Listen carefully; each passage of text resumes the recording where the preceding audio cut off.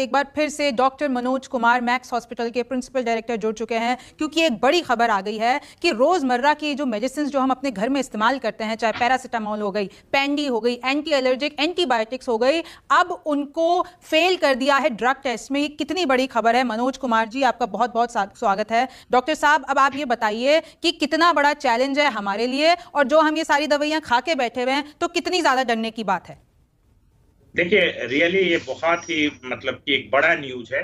CDS को जो है एक विश्वसनीय संस्थान है, और ये हमेशा एक पूरे देश की समझिए कि हेल्थ केयर को एक सेफ गार्ड करने के लिए, चाहे ड्रग की यूज हो चाहे डिवाइस की यूज है, इसके लिए ये एक संस्था है। और हमें इसके रिपोर्ट पे बहुत ज्यादा विश्वास है। और जिस तरीके से इन्होंने 53 ड्रग्स के लिए, और बड़ा आपको आश्चर्य होगा, इसमें ऐसे ड्रग हैं जो ओवर द काउंटर सेल होने वाले ड्रग हैं, जिसके लिए कोई प्रिस्क्रिप्शन की भी जरूरत नहीं होती है, जैसे पैरासिटामोल है, पेंटोप्राजोल या जो एसिडिटी की दवा है, कैल्शियम की दवा है। साथ में कुछ एंटीबायोटिक्स हैं जो बहुत कॉमनली एंटीबायोटिक्स है, जैसे एमोक्सिसिलिन और क्लोविनिक एसिड्स का जो कॉम्बिनेशन है। मैं जानबूझ के प्रोडक्ट का नाम नहीं ले रहा हूं, लेकिन उन्होंने अपनी रिपोर्ट में प्रोडक्ट का नाम भी, ब्रांड नेम भी जिक्र किया है कि इन दवाइयों को NSQ, not found to be of standard quality जो कहते हैं, मतलब उनमें जो गुणवत्ता है वो नहीं पाई गई है।